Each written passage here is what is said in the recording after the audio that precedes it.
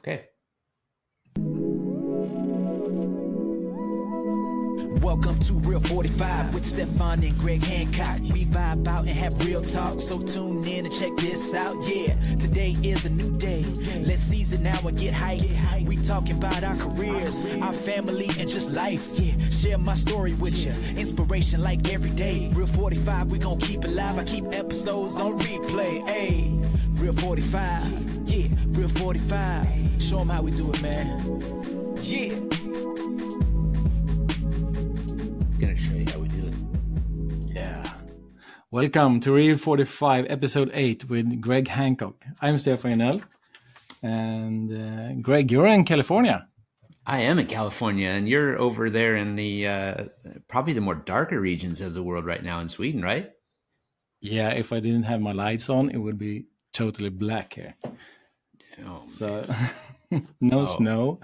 It's rained all day, and frosty wind shear on the vindruta. I don't know what you say. Oh, on the car. Yeah, so you got frost on the window?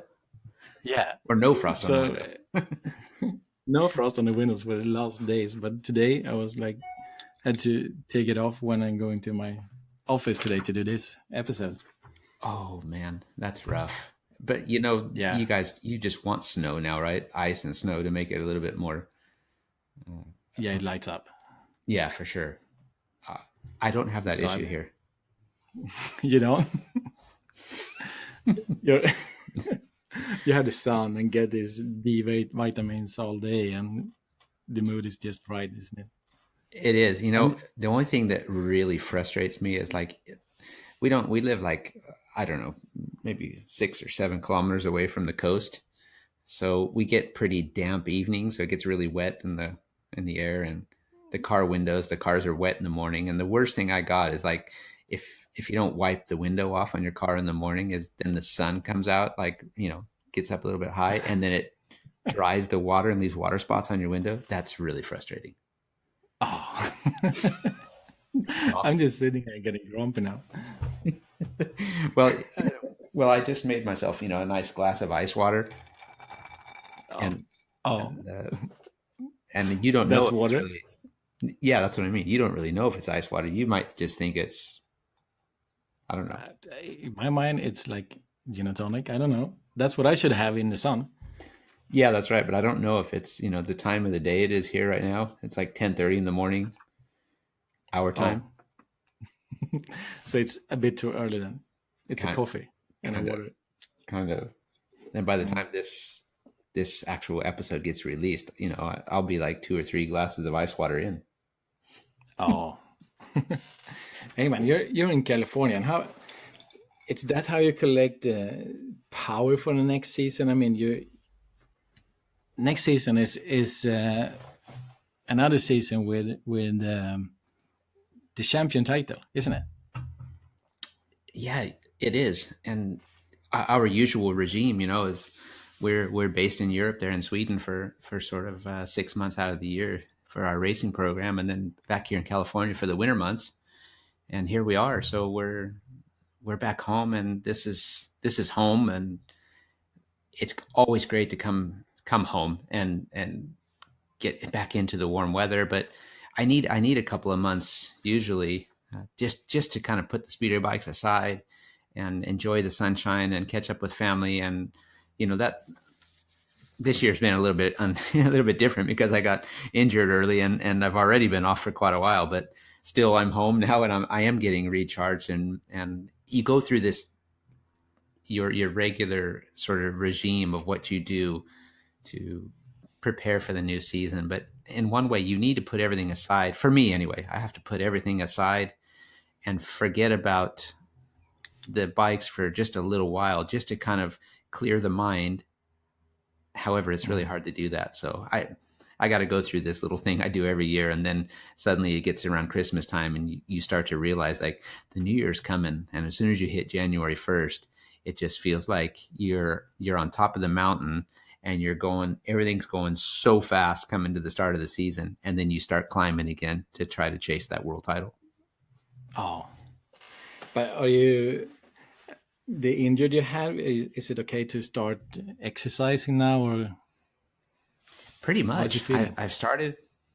Yeah, it's feeling good. I started training and getting the muscles getting stronger all the time, trying to basically support all the small muscles around the shoulder joint to get it to, strong and stable there, so you can start working with more weights and doing things to really get the shoulder strong. So I'm what am I now, like 8, 9, almost 10 weeks into the recovery after the operation. So it's feeling really good. I can do pretty much everything that I do in normal everyday life. I just have to be careful not to lift too heavy, and nothing lifting too heavy over the head for sure.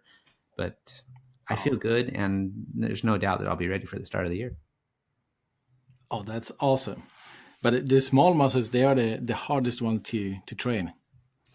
Those are the ones that get neglected heavily in life. And I mean, until you, you hurt yourself, many people out Yeah. there have hurt themselves in some way. And if you've been to a physical therapist, you understand what we mean by small muscles. So they always, you forget about all these little small things that you take for granted every day. But the little small ones are the ones they have to activate, that really, really control all the core muscles around specific joints, or whether it's your back or it's your stomach or whatever. It's important to work every muscle to, yeah, just to make it more stable. Yeah, but it's awesome that you're on your way back. Yes, and it feels good to be on the way back, because I had a long part of the season there of being so far from on the way back. But now Yeah. it's reality again, and I'm back home, and I know that I'm in good shape, and I'm ready to go, and I got the sun to power me, as you said. So the season rolls up fast. As soon as you get to, like you said, the 1st of January, it's just feels like the days just fly by. So I'm taking advantage of these moments right now before that gets here. Oh, that's great to hear. And you've been busy with episodes too. I think it's 2, 3 that you did for yourself. And Yeah, it's yeah, and in the last one with Per, uh, it was perfect. And I mean the picture that you took together. But that's how you recorded the whole episode, wasn't it? In bed. it was in bed. The poor guy, we probably didn't elaborate too much on his situation, because he's got bed sores, which come from basically sitting too long, and he doesn't have the feeling and stuff in his body, so he can't tell when he's got pain or discomfort or things like that. But it always comes with some other symptom that he gets. But in this case, these things have gotten worse, and the amount of operations he's already had, he's not really supposed to have too many more. But Oh, 2 different hospitals have gotten together to come up with an idea of something they're going to try, and we really hope that's going to be positive for him, because it's awful. He's literally been in bed for almost a year and a half. Often, he can get up for periods during the day, but it's just such a bummer for the guy. So, and there's so many things, we take for granted every day, but I want to see him back in his chair, so he can be living life and being free again, and being able to get out and drive and do what he's got to do. But poor guy's got to, he's suffering right now in that way, but he's still got such a great attitude, and he knows he's gonna beat it one way or another. So this is, we're looking forward to seeing the best of Perry Onsen again. yeah, absolutely. And if you guys haven't listened to this episode yet, do it. It's an amazing episode. It, And it's actually yeah. the statistics for the podcast went up because it's a great. You know what? And that's the cool part about it, is it's just raw and it's real, and just sitting there having a chat with Per. I haven't really just done that for a while. We always have we're friends, and we talk about Speedway, and we talk about different things he's got going on or what he's doing for work. But this time we actually sat down and really just reminisced and talked Wow. about different things. I used to think he was the most miserable dude when I first met him.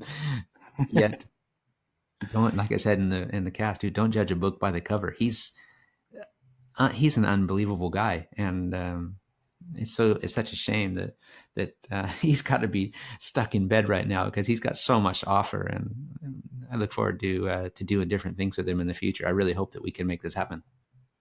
Yeah. And how does it feel for you? I mean, when you do these episodes uh, with friends and competitors and stuff like that, you get to ask things that you don't talk about when you meet each other in another day or on a race.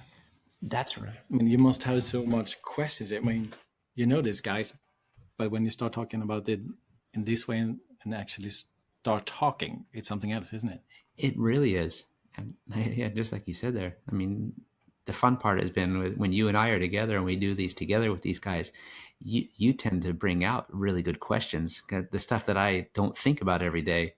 So I've come up with more ways and different ways to approach the interview and just make it open chat. So you start asking the questions and then you get random answers because it's more fun like that. And I don't think we get a chance to really tell people what we've been up to and how things actually worked from the day we started writing together or, being friends or whatever. But this is kind of cool because you can see the look on people's face. They don't really know what's coming when we start to do the interview.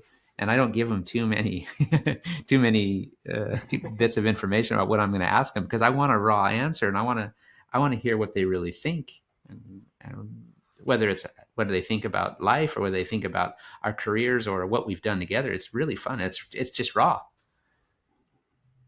That's the same with you and me. I mean, I don't tell you all the questions I have for you, No, and and now I have something else because I heard a rumor, and I don't know if it's okay to talk about this, but oh, now I'm scared. I had a rumor about Hancock High and the team. Is there something you can talk about? Yeah, of course you're going to bring this up. Of course I do. Yeah, it's I want to ask you everything. of course Hancock and High. We can talk about it for sure. And it's a little something we started this last year. To it's been talked for a while. He and I have between us, just Raphael and I. Raphael High is my mechanic for anybody who doesn't know what the high part is.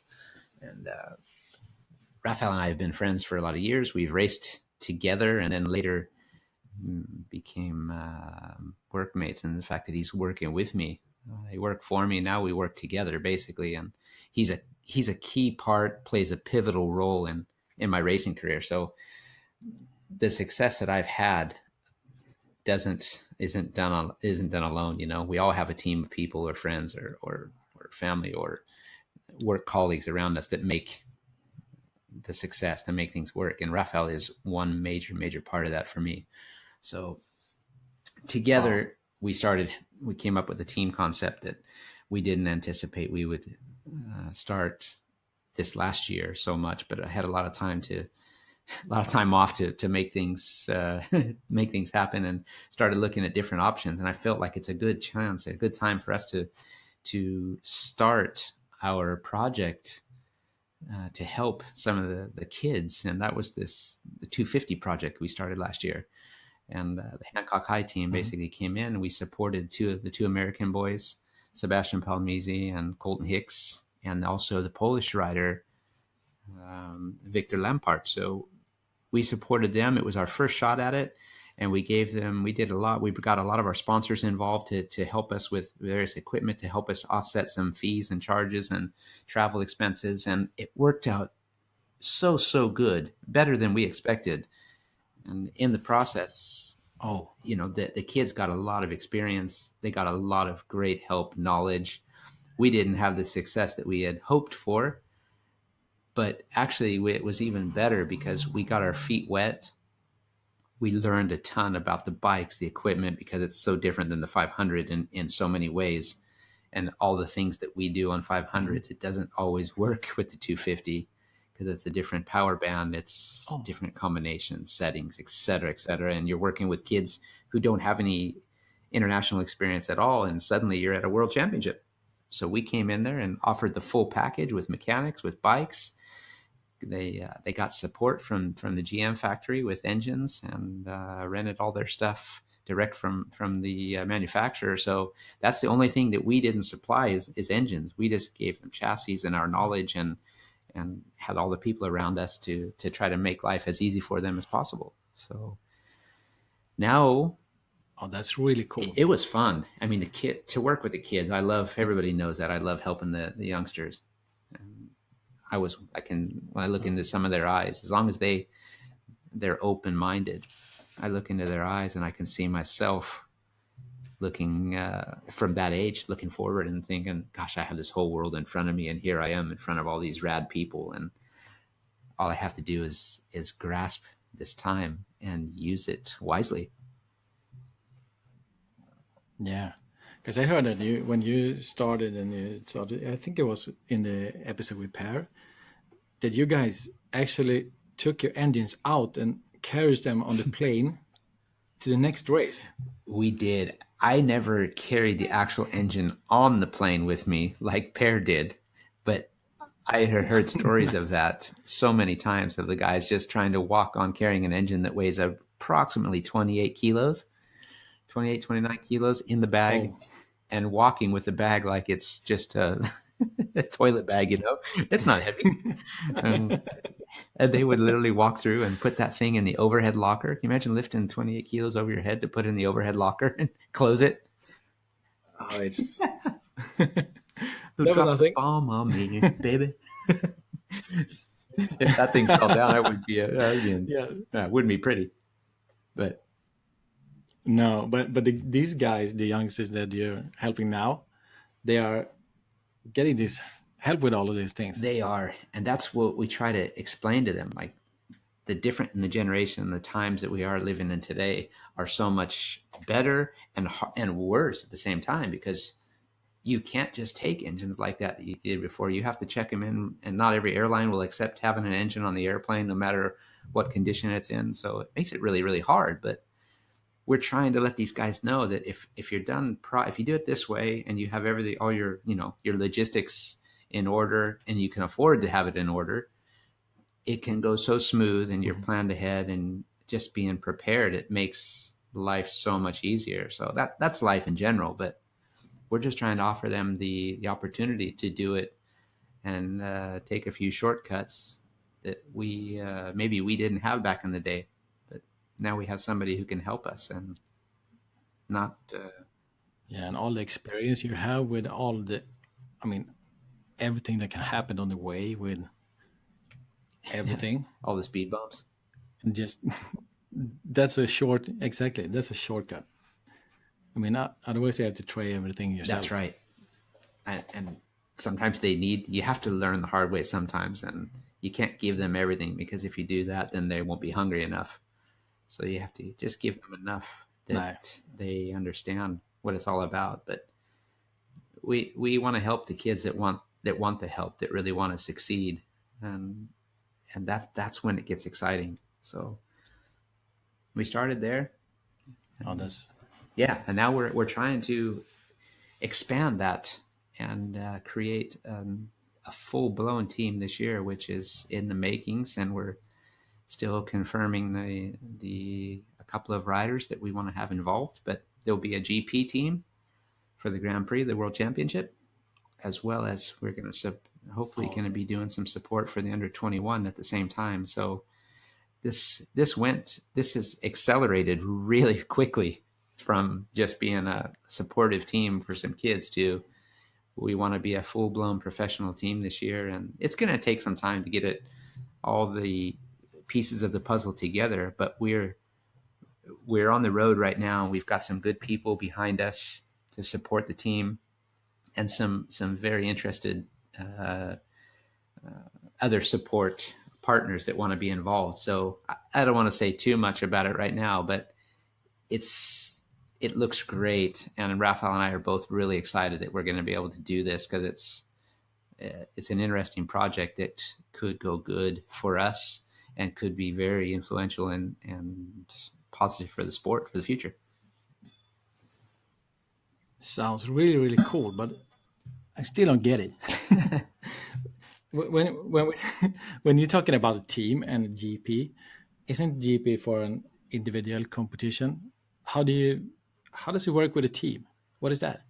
Good point, actually, because it is. It's the GP is the individual world championship, and everybody knows, we're all racing for ourselves, but you have to, in this sense, to set up a team. It's no different than it is in any other sport. They do it in motocross, they do it in MotoGP. Obviously, it's in Formula One. It's like that, but usually there's a team behind it, and then they have the riders involved. Where in this sense, Ralph and I are team owners, and I become an owner rider at the same point. However, that's just more because we have plans to make this into something bigger, or as the years go by. But right now, we feel that we can offer our sponsors so much more by having a team concept that if a rider has a great day, the rider gets the benefit of the success, but the sponsor gets the benefit of the success. Now the team will also get the benefit of the success, that we can basically give more to our sponsors. They have not just one chance, but two chances, maybe three chances of getting noticed out there. And what I mean by that, if you have a 2-rider team, for example, and they finish 1-2 in the race, they got success from both riders, plus the team got the success. So it's like a win-win-win situation that we get so much more recognition out there in the media. Of course, standing on top of the podium. I can go on and on and tell you all the positives behind it, but we're still individuals, but racing under one logo, but we're still trying to beat each other. So it'd be interesting to see how it goes. Whoever the second rider in the team is going to be, plus we'll also have a reserve rider, which is pretty much confirmed already, but I won't say too much about that right now. So we need to have backup. So if somebody gets hurt, we need to have someone that can also cover for the team. So we're looking at quite a large concept. So that's the other thing, having a team. If something happens, like I had my injury this year, which cost me half the season, so my sponsors don't get any recognition. So I need to make sure that I can offer something back to them in the process. And by having a team, you still have the chance to do exactly that. Okay. Now I understand. that was perfect. But you have done this before, don't you?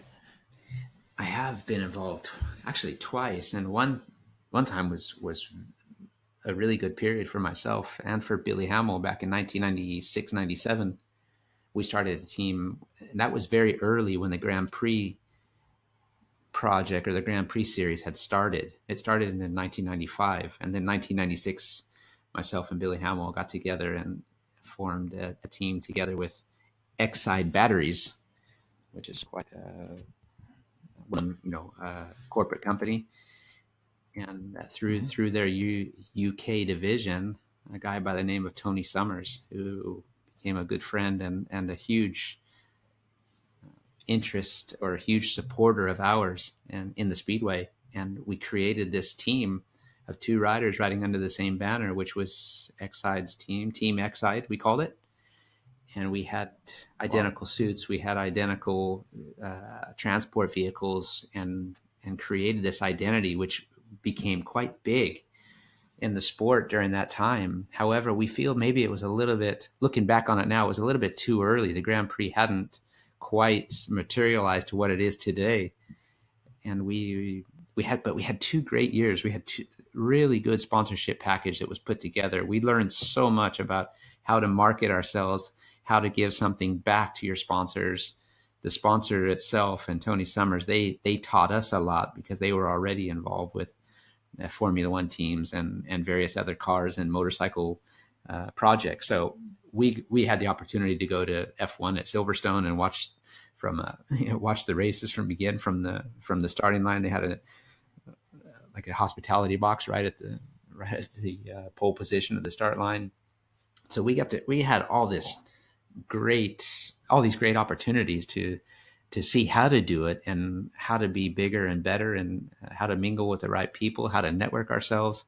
So we learned a lot at that time, and it's a shame that it had to go during a period when Exide was in a restructuring stage. So the project got dropped, but we tried to continue ourselves for one more year after that, but it didn't work. And then a few years went by, and I ended up doing a project by myself together with Scott Nichols. And we had a team for a year in the Grand Prix at the same time. And did our best to make it work. But again, it was tough to get the support, to find to find the people that had the same vision as us and wanted to become partners at that time. It wouldn't work. And I spent a lot of hours and time, both Scott and I at that period too, trying to make this thing happen. But in the end, we had to say no to it, and here we are today, just trying to rebuild it. I've always believed in the team concept, and Speedway hasn't had a successful, long-lasting team project to date. Tony Rickardson has tried it. So has Jimmy Nielsen had a team for 1 or 2 years, and so we're not. It's not like it's our own, that we've done this ourselves. It's been done before, but I still believe that this concept can be a massive success, and I want to make it that, because I believe in it, and I know that we can do a lot more for our sponsors and for the team in the same time. Wow. Today, I mean, the Speedway, isn't that the third biggest public sport when people are visiting an arena? I think it maybe in Sweden it is number 3, right? It must be something close to that. In Poland, it's probably number 2 to number 3 as well. But of course, when Thomas Golub was at his peak too, he really lifted the figures in Poland, and I think Speedway was even the number 1 sport for a couple of years. But now you have a bunch of great riders in Poland. However, perhaps you haven't seen quite the individual status that Thomas Golub had, much like Tony Rickardson had in Sweden. You haven't seen that. They haven't replaced him yet, but these individuals are so special, and they're so good at what they do. And every sport has had it. We had Bruce Penhall in the U.S. He was something special too. He did it different. And there's been the same in the U.K. and Sweden. Denmark has been very, very good at it too. Maybe a smaller nation, they tend to be able to really put a lot of focus into sports where they're good at. And they've had a number of riders there that have been household names and still are household names in that country. So the sport is awesome. Speedway is fantastic, and it probably gets overshadowed a lot these days. But there's some great companies involved that are household names without being a big plug, but I'm a Monster guy, as everybody knows. And Monster Energy has helped me a lot over the years, from being involved with the distribution of the company in Sweden, and then being to today, just being a sponsored athlete for the company. They opened so many doors for us, and they've done so much for me as a rider. And I think that they've really done a lot for the sport. So love it or hate it, Monster has been awesome for what we're doing, and they have pledged their interest to back us in our Hancock High program too. So I hope that we can really do something bigger and better, and like I said, take advantage of this time and this era, and try to expand the sport. And the sponsors, like Monster, they are so involved in the rides too, in the competitions. Like, you always see them. That's right. They're also the lead sponsor for the Grand Prix series. That's so cool. So this is something that we're going to hear a lot more later on. You will, absolutely. You kind of brought it up a little bit too early before I was going to say too much. We'll get back to this then. But we're just scratching the surface right now, and there's a lot that's gonna come up. We still haven't confirmed the riders for sure, but we've got our options, and we want to have riders in the team that we feel we can help, that we can support, and also that are going to do our team good, that are going to be good representatives for the team, that are hungry for success, that are hungry to learn, and that are also willing to help and be team players. We need that, because that's what it's all about. And everybody knows that I'm a team player by all means. However, I really want to win, and I want to beat. It doesn't matter if he's my teammate or not, but I still want to beat him. I want to win more than he does. So if he's going to beat me, he's going to have to be really good. Of course. I'm a little bit competitive in that way, even though I play the nice guy role. Of course. And the young guys that's a nice thing to do. I think so, right?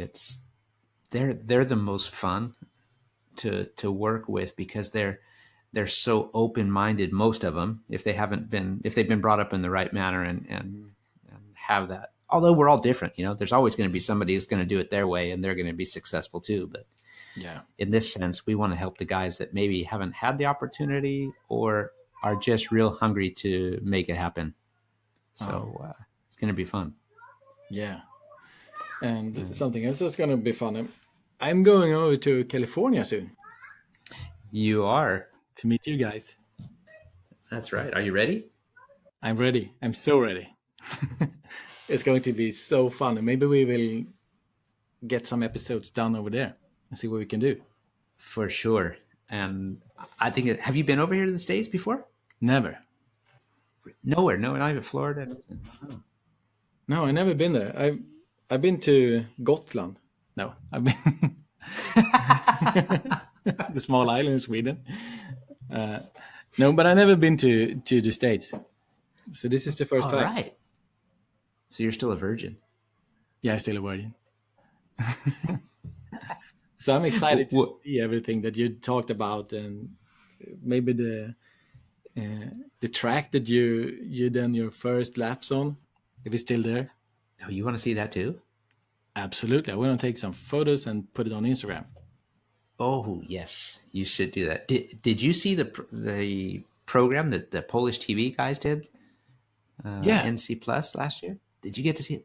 They did a really cool thing. They came over here and spent a couple of days with me, and we went around and checked out my childhood and went to Costa Mesa Speedway. It was really, really cool what they did. It was awesome. And those guys I got a lot of respect for Gabrielle and a lot of respect for Gabrielle and the people from that channel because they were so genuine and so interested in how it went. So it's cool that you want to see that too. And for sure, there's so much to talk about, and I'm always happy to talk about how I got started. And Costa Mesa Speedway was huge back in the day. And the video that you talked about, isn't that on YouTube? So you can share it on Facebook and Instagram with us? Yeah, for sure. Yeah, I can do that. I can I'll find the link and put it out there in case people didn't see it. We'll just have to remind them. But yeah, we'll do our own now too. I will have to do something, and I can tell you a few of my deepest, darkest secrets about the track. Oh, I just got to remember them. I can always, I can borrow a bike so I can try to go around, with a pedals on it. Oh, right. Well, be careful what you offer now. No. I'm up for it. All right. That'll be. You guys, people, stay tuned. Stefan Unell is going to ride a speedway bike. Have you ridden motorcycle? Oh, yeah, speedway bike. That's something else. Oh, that's. Or maybe a motor. Yeah. Well, that's how I took it. I thought it was just with it. Yeah, we should do that. But I was talking about the one with pedals on it. The regular one. Oh, one of those bicycles. Oh, yeah. Okay. Well, we can do that too.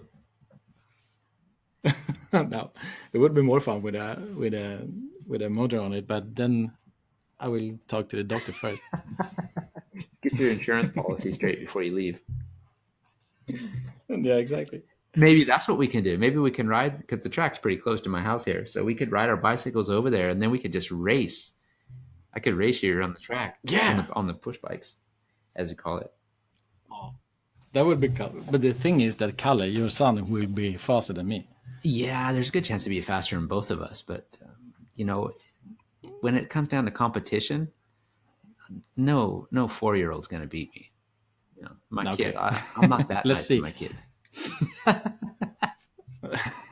think that's a good thing, especially if you're there. Yeah, but we will try to make some videos on it from Facebook. We'll do that. Okay, there it is. That's the official invite right there, people. You got to listen to this one. This is going to be good. Yeah, this is going to be really good. I have some good ideas on that. For sure. But like you said, we'll also get together and do a couple of more episodes while you're here, because we have ideas. I want to talk to so many people, and I don't want to throw too many names out there, but I have a lot of questions now, whether you see how this is going. And I have so many great idols with the Bruce Penhalls and the John Cooks and the Bobby Schwartzes and the Segalases, all these names that might not mean anything to you if you haven't heard of them, but there's so many cool things that those guys have got so much locked up in their heads over the years that maybe people have never heard, and it would be fun to bring it out. There's so much of my life and the sport itself that originated here, and stuff that people don't know about. But whether you're interested or not, I think you should hear some of the stories. It would be so fun. And then my family. What about my family? Oh yeah, yeah. We should meet them For sure. I mean, absolutely. We talked about your mom. If you haven't heard that episode either, listen to it. Greg's mom is fantastic. Isn't that the episode that how was Greg made? Yeah, exactly. I mean, Did she actually? you always Did had she to actually agree, tell us how it was made in that episode? Do you remember? more or less. I don't know if she was shocked or she took it really good. But but I mean, the meaning of it was, I mean, you always had a grin on, and you're always positive, and we've been hanging out for a couple of years now, Mm-hmm. and I never seen you angry or grumpy, or it's like the sun is always shining around you. Oh, now you're So putting me on a pedestal. yeah, but that is true. It's really, really true, and we've been doing a lot of things, and I think that's where the question comes from. Because I mean, if you always been like that, and if I mean, the question was quite rude, I think. How was grade me? Was it? I don't remember the question, but it was like, was it a quickie or was it a Yeah. romantic thing?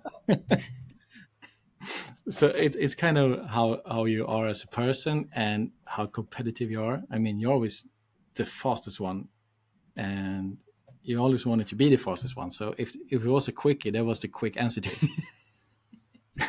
That lies in mom's little stories there. Was there quickie or wasn't? Would it? I think so. So if it was romantic, I don't know if it's affects you. I mean, Maybe you should ask my wife if I've always got the sun shining around me. maybe. We have to get an episode with her, but to try to sit down with her and talk about this kind of stuff, I'm not sure that she's. I think we can probably maybe over a glass of wine or something, we can dig it out of her. We just put the mic under the table. Don't say anything. Have you Shit, then I have to seen run the it. size of this mic? How are we just gonna put it under the table? She won't know it's there. I cover it with a tomteluva. Tomteluva. With the father. Is that a Christmas hat in English? Tomteluva. Yeah. Exactly. Tomteluva. Yeah. Now you're learning Swedish. Well, too. that's what we have this great connection with the Swedish English, so we have to take advantage of it. Absolutely.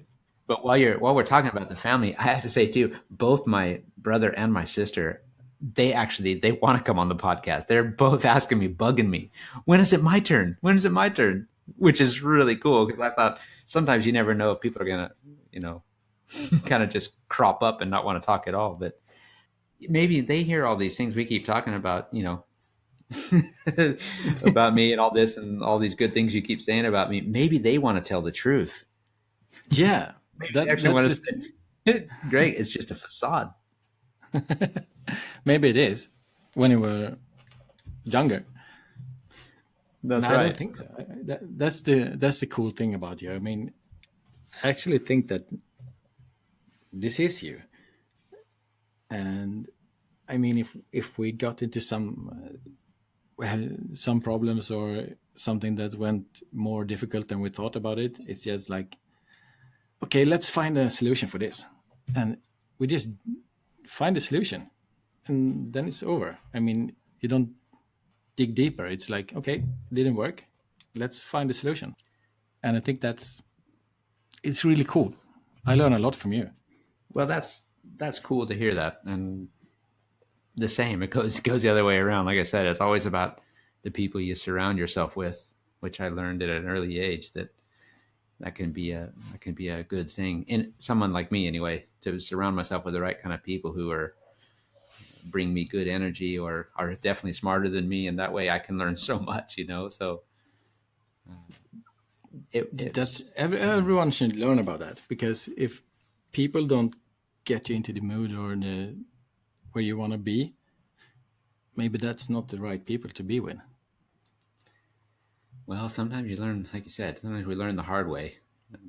Same with the team that we're doing. It's try to help find a way around that. If you can have a few tools that work good for you, and whether you're just trying to win something or you're trying to overcome a romantic situation or an addiction or something like that, you have to find the tools that work for you, right? And it's this stuff has kind of worked for me, finding the right kind of people, and I just like to share it with people. You know, it's not, there's no secret to it. It's just about finding your way. Exactly. And I think that our way with the podcast is so fun, and the time is ticking. So maybe we should go dive into the 45 seconds with you. I have some more questions for you now. So you want to do 45 seconds with me again? I haven't even done it with Yes. you yet. No. Wait a minute. No, I haven't even done you yet. You tried to do me the first time. Now I want to do you, bro. Just bring it up, man. Yeah. That's why we have this kind of nice blue microphone thing. Mine's black. Mine is still Mine's white. black. Mine's black, but it says blue on it. Yeah. It's black and blue. It's black and blue. Mine is white, and I just have a scratch on it.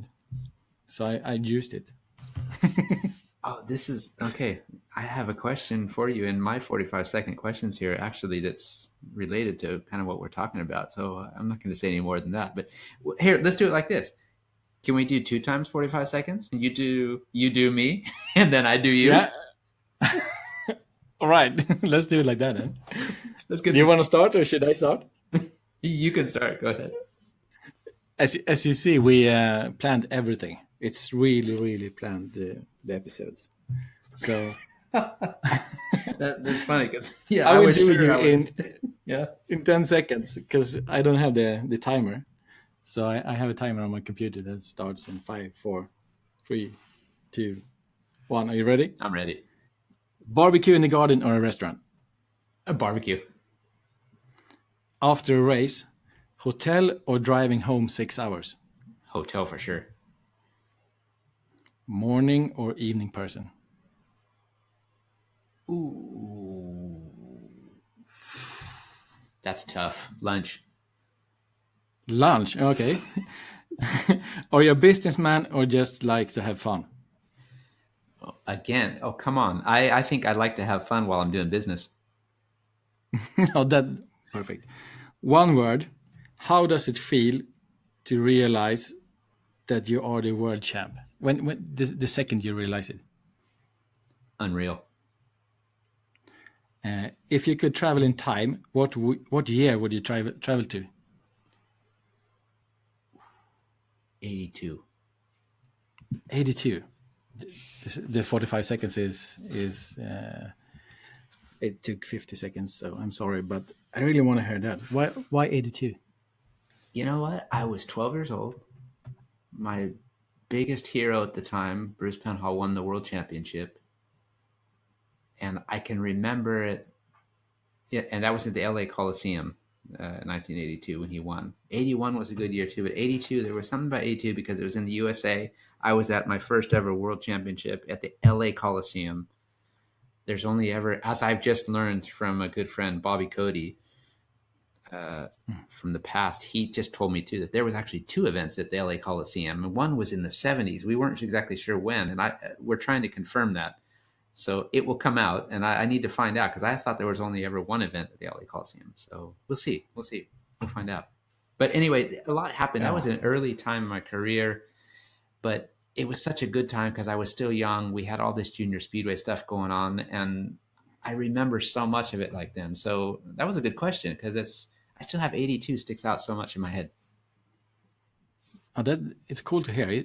It's like your memory. It's like you put it on the record since you were born. It's like you remember everything.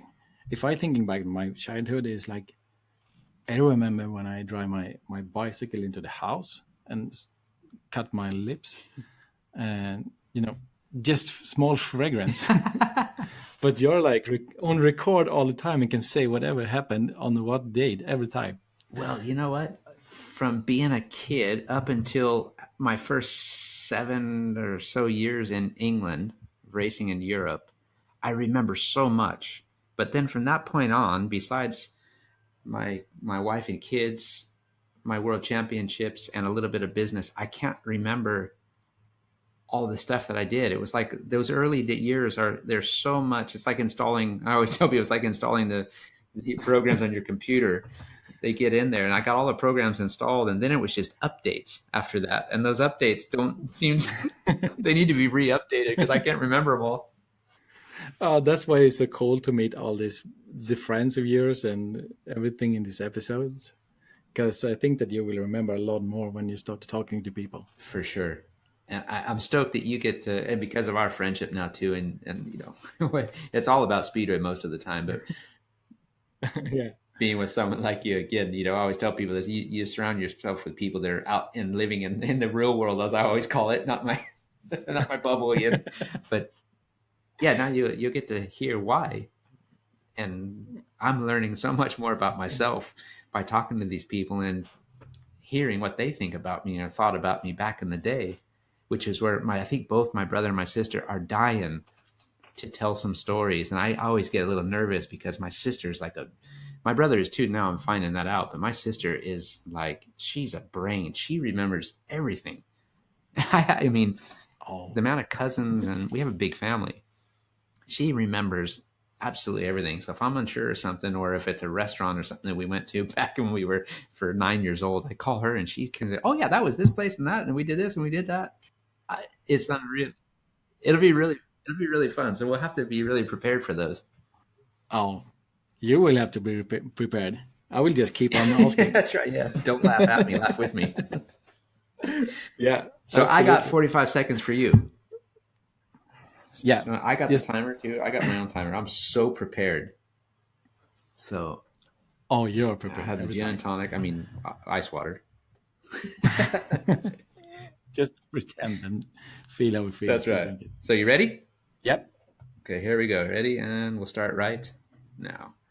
Have you ever stole something from anywhere? No. Beer or wine? With friends, beer, alone, wine. Shaved or not shaved? Shaved. That was quick. Black or white? Black. Have you ever been pulled over by the police? Yes.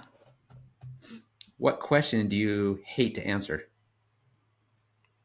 Oh. Shit. Pass. Do you trust anyone with your life? Absolutely. Zlatan or me? You. That's 46 seconds. That was easy. I don't know anything about football. But you know a lot about Speedway. I'm learning it all the time. But it would be fun to have Zlatan on the show. It'd be a piece of cake. Yeah, we just call him up. Hey, buddy. 6 people. By the time between the two of us, that's 12 people we got to reach out to. Exactly. Have we talked about that before? I think we brought it up once, but no, we haven't totally. But you can explain it. It's this theory that it's always 6 people to anyone in the world. So if you want to talk to Barack Obama, you know that someone that knows someone that knows someone, and it's always 6 people till that people you want to talk to. And it's so cool because Facebook did this with all the friends that you have on Facebook, and they actually did it, and it's always at the most 6 people. That's nuts. It's so cool. So it should be able to talk to Zlatan then. So if you think about it, if I wanted to talk to Zlatan, make a phone, who would I call first? His wife. That might know somebody. And for sure. Maybe I'll call Henka Larsson first. I know him personally. No, just kidding. But yeah, if you want, No, that's interesting. And you might even get there before the 6 people. So within 6 people, Exactly. So pretty cool. we should think about that and see if we can. It would be just fun to see how far away it is. So we can do that. Let's make that an episode that we call 6 people to get to a specific high profile That name. would be really cool. And we'll just do that on the one podcast. We'll just call around until we get that person on the phone. And if we don't succeed, well then, we prove Facebook and this theory wrong. We do it live on episode 100. Exactly. Episode 45. Episode 45 would be a live show then. Exactly. It's all about the 45. That would be cool. Maybe Michael Jordan. Ja. He was number 45 when he played baseball for a little while. He changed his number from his 23 in basketball, and he was number 45 when he played some minor league baseball. Oh. So we could just say that. And I always liked Michael Jordan. He was a hero. Yeah, then we have a connection to him too. 45. Exactly. That's right. That just came up now. I just thought of it. So maybe that's we can just write that one down. Maybe let's see if we can talk to Michael Jordan. How do you spell Michael Jordan? It's not Mikael Jordan. It's Michael Jordan. Exact. Mikael is Swedish then. Mikael Jordan. Mikael Jordan. We could call it, hey, Micke. Ja, Micke. You know the song with Carola? Hey, Micke, du helt okay. Hey, Micke. Yeah. Yeah. Was that Carola? She was the Swedish girl that sang that? Everybody should know that one. Gosh. No. Yeah, I mean, yeah. Everybody should know, right? So, I mean, it's not just ABBA and Roxette and in Europe. It's even Carola. Exactly. So maybe that's all right. That's it for today. Yeah, I got lots to say, but I'm not going to say any more now. So I'll leave it to you, and I'll be seeing you on this side of the water sooner than later. But until then, I think that we got more going. Exactly, it will be some more episodes in between. Yep. I don't know how many weeks it is, but it's soon. It's going fast. So thank you all for listening, and see you all next week. We're trying to launch the episodes on Friday mornings in Sweden, so it's Friday evenings in the US. And that's right. Don't forget to subscribe on. Did you say something? It would be Thursday evening in the US. Oh, Thursday evening. Friday mornings, so it'll be late. It'll be kind of a late evening here and an early morning for you guys over there. Oh, of course, yeah. The time. Yeah. So don't forget to subscribe on iTunes, Acast, or Podbean, or follow us on Instagram, Facebook. We actually have a new Facebook page now, and Twitter at Real45Podcast. We try to answer as many questions as we can on the comments. So ask. Yeah, keep on asking, keep on comment, and share it. Please share the post. Yeah, share and tell everybody about it. We're trying to do some cool stuff and talk with great people. So it starts right here. And shoot. Hey, have a great day, everybody. Have an awesome weekend. I'll say it again. Keep it sideways. And as always, you're in the wind.